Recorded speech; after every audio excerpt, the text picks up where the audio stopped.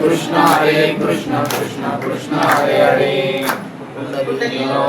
विठ्ठल श्री ज्ञानदेव तुकाराम पंढरीनाथ भगवान की जय। ज्ञानेश्वर महाराज की जय। जगद्गुरु संत तुकाराम महाराज की जय। शांति ब्रह्म एकनाथ महाराज की जय।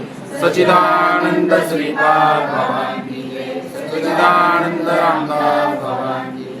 अवधूत चिंतनम श्री गुरुदेव दत्त गोपाल कृष्ण भगवान की जय। बोलो रे भाई सब संतन की जय। गणपति बप्पा मोरया। गुरुर ब्रह्मा गुरुर विष्णू गुरुर देवो महेश्वरा गुरुर साक्षात परब्रह्म तस्मै श्री गुरुवे नमः। कोणती एरवी अविद्येच्या निदा विश्वस्वप्नांचा हा धंदा भोगीत होता प्रभुता अनादि तो महावाक्याची नावे गुरु कृपेची निधावे माथा ठेविला नोहे थापटेला जैसा।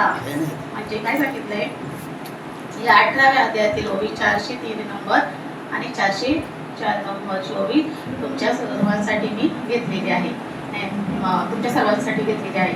मग काय म्हणतात माऊली, अज्ञानामुळे अविद्येमुळे आपण या अंधकारात पडलो होतो, या अंधकारात अज्ञानामध्ये आपण पडलो होतो। तर मग अज्ञानामध्ये पडलो तर सद्गुरु शंकराचार्य काय म्हणतात, हे ब्रह्म सत्य जगत मिथ्य, हे ब्रह्म सत्य आहे, हे ब्रह्म सत्य असून हे जगत मिथ्य आहे, हे जगत मिथ्य आहे। ज्ञानेश्वर माऊली काय म्हणतात, लटिका हा व्यवहार लटिका हा व्यवहार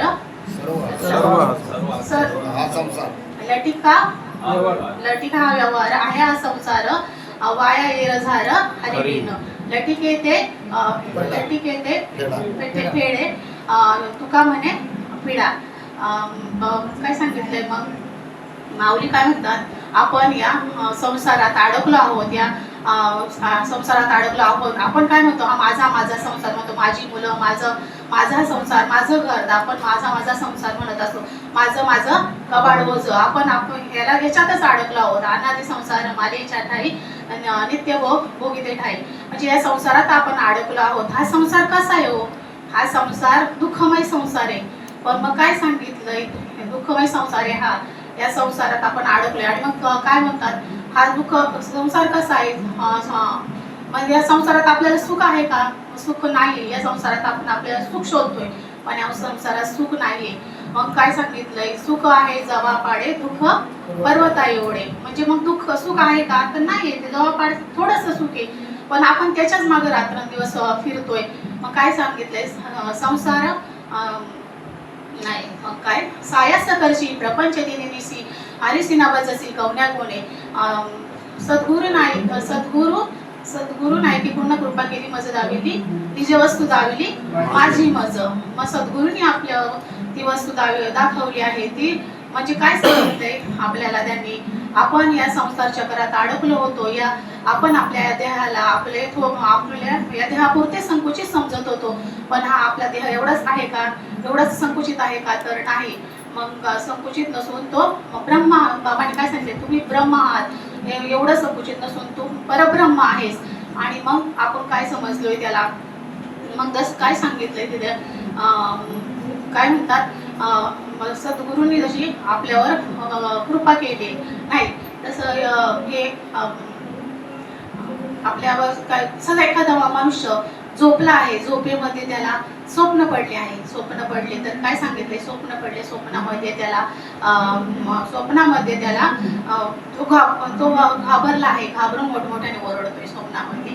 तर तू काय सांगितलं, तू आणि मग त्याला त्या स्वप्नातून आपण जागे केले पाहिजे, काय केले पाहिजे, तर जागे केले पाहिजे, त्याला जागे केले पाहिजे, तर त्याचा जो भ्रम आहे, ते भीती आहे, त्याची ती दूर होणार आहे। तसंच आपल्याला काय केले, आपल्या सद्गुरूंनी आपल्याला या स्वप्नातून बाहेर काढले, म्हणजे आपल्याला स्वस्वरूपाची ओळख करून दिलेली आहे। आपण तू कोण आहेस याची ओळख करून दिलेली आहे आपल्याला, म्हणजे काय, पै बुद्धी भेदाचा आरसा दोन्ही पडेला विरेशा, पै प्रतिमुख भाषा मुकला तो आना, काय दुसरं काय सांगितलंय, आगाधी आना नाही, आगा आज्ञेची निदा जो घोरत होता बदबदा तो स्वस्वरूपी प्रबोधा जेला की। म्हणजे काय केलंय आपल्याला, आपण या जन्म मरणाच्या फेऱ्यात अडकलो होतो, आपण त्याच्यातच अडकून पडलो होतो, आपण दुःख सोचत होतो ते आपल्याला आपल्या गुरूंनी आपल्याला त्याच्यातून बाहेर काढले आहे, आपल्याला त्याच्यातून मुक्त केले आहे आणि आपल्याला आपली स्वस्वरूपाची ओळख त्यांनी करून दिलेली आहे. मग त्यांनी स्वस्वरूपाची ओळख करून दिलेली आहे. मग काय सांगितलं, स्वस्वरूपाची ओळख करून दिली, मग काय सांगितले आहे, सुख नाही, स्वस्वरूपाची ओळख करून दिल्यावर आपल्या त्यांनी सुख कोणते आहे, सुख नाही, त्यांनी आपल्याला त्याच्यातून बाहेर काढले आहे. आणि मग ते सद्गुरूंनी आपल्याला जे नाम दिले आहे त्या नामाच्या साहाय्याने आपण तिथपर्यंत पोहोचणार आहोत. ते नामाच्या साहाय्याने आपण तिथपर्यंत परमेश्वरापर्यंत आपण पोहोचणार आहोत. मग ते काय सांगितले आहे ते नाम, मग ते नाम चांगले चांगले, नाम चांगले चांगले माझ्याकडे राहू भले, कपिकुळ उधरले मुक्त केले राक्षसा. तसंच कपिकुळ उधरले मुक्त केले राक्षसा. मग सद्गुरूंनी आपल्यावर कृपा केली आहे. मग कोणती कृपा केली आहे सद्गुरूंनी आपल्यावर, मग काय म्हणतात, आपल्यावर कोणत्या कृपा आहेत, त्या 4 कृपा आहेत. एक स्पर्श कृपा, एक दृष्टी कृपा, एक शब्द कृपा आणि एक संकल्प कृपा. मग काय सांगितले शब्दकृपेमध्ये, काय सांगितले शब्दकृपेमध्ये, यांनी बाबाजी चैतन्यांनी जेव्हा सद्गुरू तुकाराम महाराजांच्या मस्तकावर हात ठेवला आणि त्यांना तो मस्तकावर हात ठेवून त्यांच्यावर कृपा केली म्हणजे त्यांना तो कृपा करणं अनुग्रह दिला. म्हणजे काय सांगितले, हात ठेवून मस्तकी सुखी प्रसाद देऊन सुखी केले सुखी. हात ठेवून मस्तकी प्रसाद देऊन प्रसाद देऊन केले सुखी. केले सुखी. त्याचप्रमाणे दृष्टीकृपेमध्ये काय, दृष्टीकृपेमध्ये जसं एक कासवाच्या पिल्लांना जेव्हा भूक लागते त्याप्रमाणे कासवीने त्यांच्याकडे प्रेमाने जरी पाहिले तर त्यांची ती भूक आपोआप भागली जाते. त्याप्रमाणे सद्गुरू संत एखाद्या जीवाकडे त्या दृष्टिक्षेपाने पाहिले तरी ते जन्ममरणाच्या चक्रातून बाहेर पडले जातात, मुक्त होतात. तशीच कोणती शब्दकृपा झाल्यावर स्पर्शकृपा. मग स्पर्शकृपेचं काय सांगितलंय, जेव्हा सद्गुरू स्पर्शकृपा स्पर्शकृपा, दृष्टीकृपा आणि राहिली अजून शब्दकृपा, दृष्टीकृपा आणि स्पर्शकृपा झाली पहिली, स्पर्शकृपा, दुसरी दृष्टीकृपा आणि आता शब्दकृपा. शब्दकृपा काय सांगितलेलं आहे, सद्गुरू आपल्या शिष्याच्या कानामध्ये तो महावाक्याचा उपदेश करतात. तो महावाक्याचा उपदेश केल्यावर त्या साधकाचे जन्ममरणाचे फेरे चुकले जातात. त्या जन्ममरणाच्या फेऱ्यातून तो मुकला जातो. मग काय सांगितलंय, ते नाम दिल्यामुळे तो शब्द जन्ममरणाच्या फेऱ्यातून वाचला जातो. म्हणजे काय सांगते, ते नाम चांगले चांगले माझ्या कंठी राहू भले, नाम घेता विठोबाचे, पर्वत जळतील पापाचे, काय सापाचे तिकडं नामाविनमुख सापाचे ते बीळ, नामाविनमुख सापाचे ते बीळ, नामाविनमुख सापाचे ते बीळ. मग आपल्याला ते नाम मिळाले पाहिजे, ते सद्गुरूंकडून मिळाले पाहिजे. आणि मग कोणते सांगितले, संकल्पकृपेमध्ये काय सांगितले, संकल्पकृपेने सद्गुरू आपल्याला त्यांच्या संकल्प मात्राने ते एखाद्या जीवाचा उद्धार करू शकतात. ते त्यांच्याकडे त्या नामाची शक्ती असल्यामुळे ते एखाद्या जीवाचा उद्धार करू शकतात. ते त्याला या जन्ममरणाच्या फेऱ्यातून कायमचे मुक्त करू शकतात. हे त्यांच्या शक्ती, हे सामर्थ्य आहे. मग काय सांगितले, रेड्यामुखी बोलविला वेद, रेड्यामुखी बोलवला वेद गर्वात विजाचा हरवला, शांती रूप प्रकटला ज्ञानोबा माझा. यवन अंगावरी नाथ महाराज म्हणतात, यवन अंगावरी थुंकला, यवन अंगावरी थुंकला प्रसाद देऊन सुखी केला. सुखी केला मग काय होतं, आपल्याला सद्गुरूंनी जो अनुग्रह दिलाय, तिनं अनुग्रहाच्या साहाय्याने आपल्याला भाव निर्माण होतो. भाव म्हणजे काय सांगितलं हो, भाव म्हणजे आपल्याला व्यवहारातले भाव माहिती आहेत, कांद्याचा भाव माहिती आहे, बटाट्याचा भाव माहिती आहे, सगळे भाव माहिती आहेत. पण परमार्थातील भाव माहिती आहे का, तर नाही. परमार्थातील भाव काय सांगितले, भाव म्हणजे प्रेम, जिव्हाळा, तो माहिती आहे का, तर नाही माहिती. मग तो भाव काय सांगितलंय, जेव्हा पौर्णिमेच्या वेळी, जेव्हा चंद्रग्रहणाच्या वेळी समुद्राला भरती येते, कारण त्यांच्यातील संबंध, कारण चंद्र हा समुद्र मंथनातील एक ग्रह, काय म्हणतात त्याला, समुद्र मंथनातील 14 रत्नापैकी एक रत्न आहे. तसेच जड गडगडू लागले की मोर कसा पिसारा फुलवून नाचू लागतो, तसेच आई जरी शेतात असेल तरी मूल घरी झोपलेले आहे आणि त्याला भूक लागली आहे, तो उठला असेल, त्याला भूक लागली असेल, हे तिला कसे कळते, तिला कसा पाहणा येतो, त्या पाहण्यात तिचे कपडे कसे ओले होतात, ओले होतात हे तिला समजते. त्यासाठी आई आणि लेकराचं नातं हवं. आपल्याला अष्टसात्विक भाव झाले पाहिजे. बाबांच्या त्या महावाक्याने अष्टसात्विक भाव झाले पाहिजे. मग भाव झाल्यावर मग आपल्याला परमेश्वराची प्राप्ती होते. परमेश्वराची प्राप्ती कधी, जेव्हा गुरूंची भेट आपल्याला होते, सद्गुरूंची भेट होते, त्यांच्या कृपा मात्राने आपल्याला सद्गुरूंची भेट होत असते. मग तो आपल्याला अनुग्रह झाला पाहिजे. अनुग्रह म्हणजे काय सांगितलं हो, अनुग्रह म्हणजे कृपा सांगितली, प्रेम सांगितलं आहे.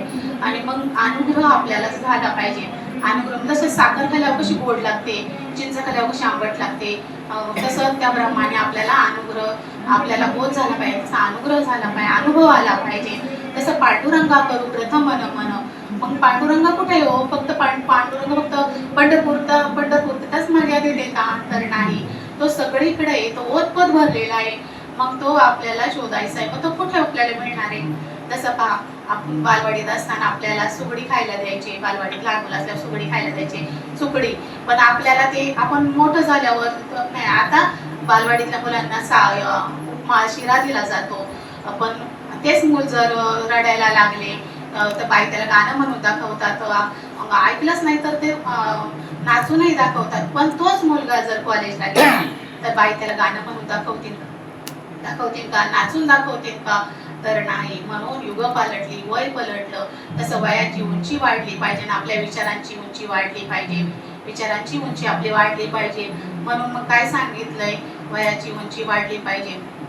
मग काय म्हणता येते, मग काय म्हणतात, आपल्याला त्या ज्ञानाचं आज्ञान म्हणजे आत्मज्ञान, आपल्याला ते आत्मज्ञान प्राप्त झालं पाहिजे. आत्मज्ञान प्राप्त झालं पाहिजे म्हणजे तो कोणतं ज्ञान आहे, मग ते ज्ञान प्राप्त झाले पाहिजे. मग जेव्हा शुकमुनींनी कोणत्या राजाला, परीक्षित राजा जेव्हा 7 दिवसात मरणार होते, तेव्हा परीक्षित राजा 7 दिवसात स्पर्शदंशाने मरणार होते. तर त्यांनी ते म्हटले, मला या 7 दिवसात कोणी त्या परमात्म्याची प्राप्ती करून देईल का, तो परमात्मा मला कोण दाखवील. तर त्यांनी सगळ्यांना साधूंना बोलवले आणि मला कोणी त्याची ओळख करून द्या. तर मग शुक मुनींनी त्यांना 7 दिवसाचे तत्वज्ञान सांगितल्यावर ते जन्म मरणाच्या फेऱ्यातून त्यांची सुटका झाली. मग तेच ज्ञान आपल्याला समजले पाहिजे, आपल्याला तेच ज्ञान समजले पाहिजे. काय सांगितले, एखाद्याच्या गळ्यात माळ आहे आणि तो काय, मग माऊली काय म्हणतात, काय आत्मा नाही, एखाद्याच्या गळ्यात माळ आहे आणि एखाद्याच्या गळ्यात माळ नाही, तो दुसरं त्यांनी रामाला ओळखलेलं नाही आणि तो म्हणतो, राम राम काय करता, राम तर आमच्या हृदयात आहे. त्यांनी खरं त्याला ओळखलंय का हो, तर नाही ओळखलं. मग माऊली म्हणतात, त्याला ओळखा, तो कोण आहे. मग त्याला ओळखायला आपल्याला सांगितलेलं आहे, त्याला ओळखायला सांगितलेलं पहिलं, आपण त्याला ओळखत नाहीये. मग काय सांगितले, त्याला ओळखायला सांगितलं. म्हणजे वारकरी संप्रदायाचे काय सांगितले, फक्त मोठमोठ्या माळा घालणं आणि माळा घालणं, सफेद कपडे घालून फिरणे एवढं नाही. मग आपल्याला त्या ज्ञानाची ओळख करून घ्यायची आहे. ते ज्ञान काय आहे, आपल्याला आपल्या स्वस्वरूपाची ओळख करून घ्यायची आहे. आणि ते कुठं मिळणार आहे, ते आपल्याला आपल्या सद्गुरूंकडेच मिळणार आहे. आपल्याला आपल्या स्वतःची ओळख करून घ्यायची आहे. आणि आपलं द्वैत जाण्यासाठी आपल्याला आपले सद्गुरू करायचे आहेत. द्वैत कोणाकोणातलं जायला पाहिजे, मग माणसातलं ते तर जाणं अवघड आहे, पण देवातलं आणि आपलं द्वैत गेलं पाहिजे. देव वेगळा, मी वेगळं, हे द्वैत आपलं गेलं पाहिजे. द्वैताची झाडणी गुरुविना ज्ञान तया कैसे कीर्तन घडेल ना आम्ही, हे द्वैत गेलं पाहिजे. पण आपण काय झालंय, आपण या संसारातच अडकलोय, या संसारात अडकलोय. आणि मग त्याच्यामुळे आपण बाहेर पडू शकत नाही. मग तो ओळखायला सांगितलाय. मग काय सांगितलं, आपण त्या ज्ञानाला ओळखलं पाहिजे. आणि मग हे माऊली काय म्हणतात, आपल्या समोर जे जग दिसतंय, नाही मग हे ज्ञानेश्वर ते ज्ञान आहे, ते ज्ञान आपल्याला सगळ्यांना समजले पाहिजे. मग ते ज्ञान कुठे मिळणार आहे, ते ज्ञान आपल्याला सद्गुरू पुढेच मिळणार आहे, ते सद्गुरूच्या कृपेने आपल्याला मिळणार आहे. मग जसा एखादा सूर्याची जशी किरणे सगळीकडे पसरलेली असतात, पण तो सूर्य एकच आहे. सूर्य एकच आहे. आपल्याला किरणे जरी वेगवेगळी दिसत असली तरी तो एकच आहे. त्याप्रमाणे तो परमात्मा जरी सगळीकडे वेगवेगळ्या प्रकारे दिसत असला तरी तो एक वेगळा नसून तो एकच आहे. जसं एक दृष्टांत सांगते. जसे दोन मित्र रस्त्याने चाललेले असतात आणि त्यांना चाललेले असतात, तेव्हा त्यांना एका झाडावर एक सरडा बसलेला दिसतो. तर एक मित्र म्हणतो तो मित्र म्हणतो त्याला सरड्याचा रंग लाल आहे. तर दुसरा मित्र म्हणतो नाही, त्या सरड्याचा रंग पिवळा आहे. तर तो म्हणतो नाही, मी आत्ताच पाहिलं, त्या सरड्याचा रंग लाल होता. तर तो अरे तुम्ही पाहिलं नसेल, त्याचा रंग पिवळा आहे. तर ते दोघे मित्र रस्त्याने भांडत चाललेले एका गृहस्थानी पाहिले. तर ते म्हणतात, का रे बाबा तुम्ही भांडतायत? तर ते म्हणतात, आम्ही का भांडतायत? तर तो म्हणतो नाही, अहो आम्ही एक प्राणी पाहिला, पण त्याचा रंग सरड्याचा रंग, तो म्हणतो सरडा पाहिला त्याचा रंग लाल असतो ना? तो म्हणतो हो, त्याचा रंग लाल असतो. तर दुसरा म्हणतो नाही, त्याचा रंग आम्ही पाहिला तर रंग पिवळा होता. तर तो म्हणतो बरोबर आहे, त्याचा रंग पिवळा असतो. तो म्हणतो मग असं कसं? तो म्हणतो त्याचा रंग लालही असतो, पिवळाही असतो आणि हिरवाही असतो. तो एक सरडा नावाचा प्राणी आहे, तो आपले रंग बदलू शकतो. तो तुम्ही पाहिलेला जो प्राणी आहे ना, तो एकच आहे, पण तो त्याची वेगवेगळे रंग बदलू शकतो. त्याप्रमाणे त्यांना त्याची चूक लक्षात आली. आणि म्हणजे सिद्धांत काय सांगितलाय, तो परमात्मा सगळीकडे भरलेला आहे, तो सगळा एकच आहे, पण त्याची रूपं अनेक आहे. म्हणजे जसा कोण राम म्हणतं, कोण विष्णू म्हणतं, कोण श्रीकृष्ण म्हणतं. म्हणजे वेगवेगळी रूपं जरी असली तरी लोक वेगवेगळ्या रूपांचे पूजा अर्चा करतात, पण जरी तो वेगवेगळा दिसला तरी तो एकच आहे. म्हणून त्याला आपल्याला ओळखायला सांगितलं आहे, त्याला आपल्याला ओळखायचं सांगितलं आहे. पण तो आपण कसा ओळखणार आहे हो? त्याला ओळखायला आपल्याला सद्गुरूचीच भेट झाली पाहिजे. त्या परमात्म्यापर्यंत जाण्याचा आपल्याला जर मार्ग माहित नसेल तर तो आपण कुणाला तरी विचारला पाहिजे. कुणाला तरी विचारला पाहिजे, आलास कोठून जाशील रे कावण्या ठाया, घरदार तुझे नाही आवडी लटकीच ही माया. मग तू तुझ्या मनाने इथपर्यंत आलायस का? तुला कुठे जायचंय तू तुझ्या मनाने ठरवलेस का? तर नाही, तू तुझ्या मनाने इथं आला नाही. तुझे येण्याचे प्रयोजन काय आहे तुला माहित होतं का? तर नाही, तू तुझ्या मनाने आले नाही. तुझे पाप आणि पुण्य जेव्हा समसमान झाले तेव्हा तुला हा मनुष्य जन्म मिळालेला आहे. आणि या जन्मात येऊन तुला चांगले कर्म करायचे आहेत आणि त्या परमात्म्याची प्राप्ती करून तुला घ्यायची आहे. मग काय सांगितलं आहे, ज्याप्रमाणे आपण हा परमार्थ करतोय, त्या परमार्थ करतोय, पण आपल्याला त्या परमेश्वराची प्राप्ती अजूनही झालेली नाही. मग आपली परमार्थाची व्याख्या काय हो? त्या परमार्थाची व्याख्या काय? आपण एक दिवसात एकादशी गळ्यात तुळशीची माळ घालणं, पवित्र तुळशीची माळ घालणं, एकादशी करणं, परत पारायण करणं, वेगवेगळी क्रिया करणं, या गोष्टी करणं, किंवा प्रवचन करणं. प्रवचन केलं म्हणजे माझा परमार्थ झाला, कीर्तन केलं म्हणजे माझा चांगला परमार्थ झाला. हे खरं आहे का हो? तर नाही, याला परमार्थ म्हणत नाही. मग काय सांगितलंय, याला परमार्थ म्हणत नाही. म्हणजे आपल्याला ते स्वरूप शोधायला सांगितलं आहे. आपलं स्वरूप स्वतःचं काय आहे ते शोधायला सांगितलं आहे. म्हणजे काय सांगते, वाल्या कोळ्यांनी नारदांनी जेव्हा वाल्या कोळ्यांना कोणते नाम सांगितले, अजप अजप नाम सांगितले. अजप अजप उलट प्राणाचा तेथेही मनाचा निर्धार असते. म्हणजे ते कोणते नाम सांगितले आहे, अजप अजप नाम सांगितले आहे. त्या नामाचा उच्चार केलाय का, नाही केला, ते अजप अजप नाम सांगितलं आहे. आपण परमार्थ कसा करतो, आपण परमार्थ बहिर्मुख होऊन करतो. बहिर्मुख करण्याची क्रिया बहिर्मुख करण्याच्या क्रियेला हरी हरी, श्रीकृष्ण गोविंद हरी मुरारी, रामकृष्ण हरी याला बाहेरचे क्रिया म्हणतात. तसंच वैखरी वाणी याला वैखरी वाणी म्हणतात. पण आंतरिक करण्याच्या क्रियेला आंतरिक करण्याची क्रिया अजप अजप नाम म्हणतात. मग काय सांगितलंय हो, त्या परमेश्वराची इष्टेट जर आपल्याला प्राप्त करायची असेल ना, तर त्या वैखरी नामाचा उच्चार केला, वैखरी नामानेच त्याचा बोध होईल. मग काय सांगितलंय, प्रभू रामचंद्रांनाही 2 नावं होती. मूळचं नाव वेगळं आणि त्याच्या स्वरूपाला ठेवलेलं नाव वेगळं. तसं आपल्याही 2 नावं असतात. आपल्या मूळचं नाव वेगळं, स्वरूपाचं नाव वेगळं. तसं मग काय सांगितलंय, वडिलांचं नाव कसं, मुलगाच्या नावाने वडिलांना आवाज येतो बाबा म्हणून, ते मूळचं त्यांचं एक नाव आहे आणि त्यांना ठेवलेलं एक नाव आहे.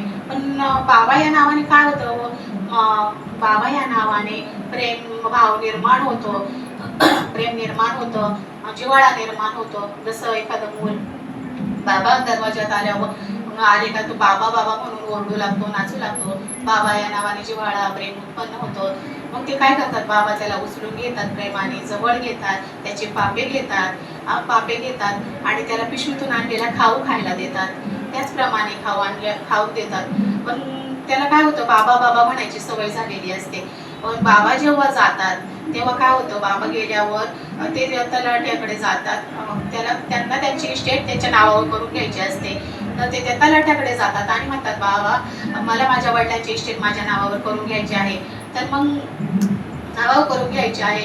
तर ते म्हणतात, मग तुझ्या वडिलांचे नाव काय, तर तो म्हणतो बाबा. तर मग त्यांनी सगळा 7-12 उतारा शोधला, पण बाबा कुठे सापडला नाही. मग 7-12 उतार शोधले, सापडला नाही. मग त्यांनी ज्ञानेश्वरीच्या 4 वेद 6 शास्त्र 18 पुराणे, ज्ञानेश्वरी, भागवत, तुकाराम गाथा हे सगळं काढलं आणि त्याच्यात बाबा शोधला, पण बाबा कुठे सापडला नाही. ते म्हणतात, तुमच्या वडिलांचं मूळ नाव काय, ते म्हणतात, मी अजूनपर्यंत बाबाच म्हणत आलोय, तुम्हाला माझ्या वडिलांचं मूळ नाव माहीत नाही. मग काय सांगायचंय, आपल्याला आपल्या वडिलांची जर इस्टेट नावं करून घ्यायची असेल, ते म्हणते तुमच्या वडिलांची इस्टेट तुमच्या नावावर करून घ्यायची असेल तर तुम्हाला तुमच्या वडिलांचं मूळचं नाव माहीतच पाहिजे. त्याचप्रमाणे आपल्याला या भगवंताची इष्टेट प्राप्त करून घ्यायची असेल तर आपल्याला त्याचं मूळचं नाव माहीतच पाहिजे. तसं या सर्वांना त्या भगवंताचं मूळचं नाव काय आहे हे सगळ्यांना माहीत पाहिजे. पण ते मूळचं नाव काय आहे हो, ते माहीत आहे का कुणाला, तर नाही. त्याला अजपाजप नाम म्हटलेले आहे. ते अजपाजप नाम कोणतं आहे, विठ्ठल काकुळतीला आला नाही, काय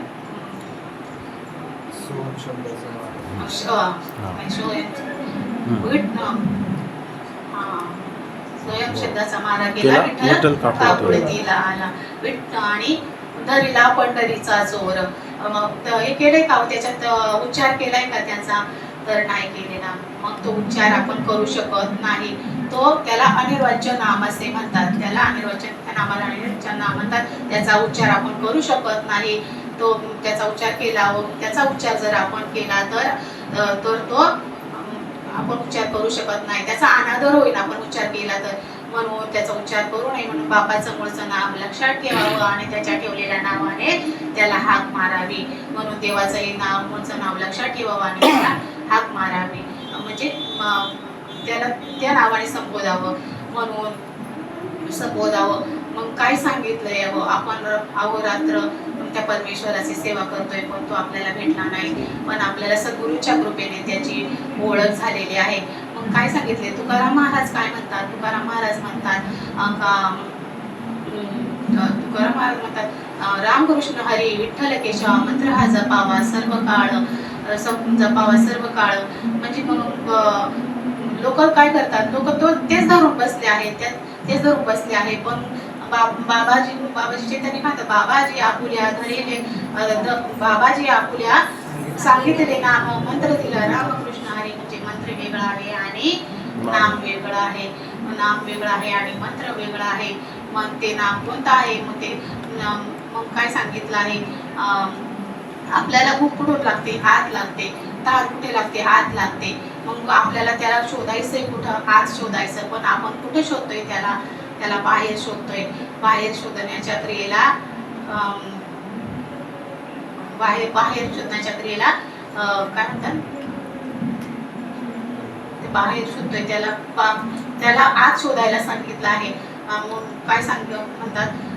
आपल्याला हा जो जन्म मिळाला आहे, आपल्याला आपले हे शरीर मिळाले आहे, तोपर्यंत आपण या शरीराचा उपयोग करून घेतला पाहिजे. आपलं जर हे शरीर आहे जे वजा केलं तर काय शिल्लक राहणार आहे? तो परमात्मा शिल्लक राहील. त्यांना परमात्मा शिल्लक राहणार नाही. मुलं बाळ शिल्लक राहणार नाही. मुलं बाळ शिल्लक राहणार नाही. घरदार शिल्लक राहणार नाही. म्हणून हा जीव आहे तोपर्यंत परमार्थ साधून घ्या. परमार्थ साधून घ्या. आपण या अंधारामध्ये लोळत पडलो आहे. कितपत पडलो आहे. पण यातून आपल्या बाबांनी आपल्याला बाहेर काढले आहे. म्हणून या संसारातून बाहेर पडा आणि आपलं हित कशात आहे ते साधून घ्या. आपण काय करतो? संसारातच अडकून पडलो आहोत. तसं संसारामध्ये कसं सांगितलंय? जसं एखादा व्यापारी चालला आहे, रस्त्याने चालला आहे व्यापार करण्यासाठी, आणि त्यावेळेस कसं हे नव्हते, गाड्यांची सोय नसल्यामुळे तो घोडा गाडी घेऊन चाललेला असतो. पण त्या जाताना त्या घोडे दमल्यामुळे तो काय करतो? घोडे दमल्यामुळे ते घोडे चालूही शकत नव्हते. पण तो काय करतो? त्या घोड्यांच्या पुढे काय गवत लावतो. एक हात गवत लावतो आणि ते भुकेने ते घोडे त्यांच्या मागे धावत सुटतात. गवत खाण्यासाठी धावत निघतात. पण ते गवत पुढे पळत असतानाही ते गवत त्यांच्या तोंडाशी लागत नाही आणि ते बिचारे असेच मृत्युमुखी पडतात. तशीच आपली गत आहे. तसंच आपण चाललोय. नुसतं धावतोय. पण आपण आहे का? आपल्या हाती काही लागलंय का?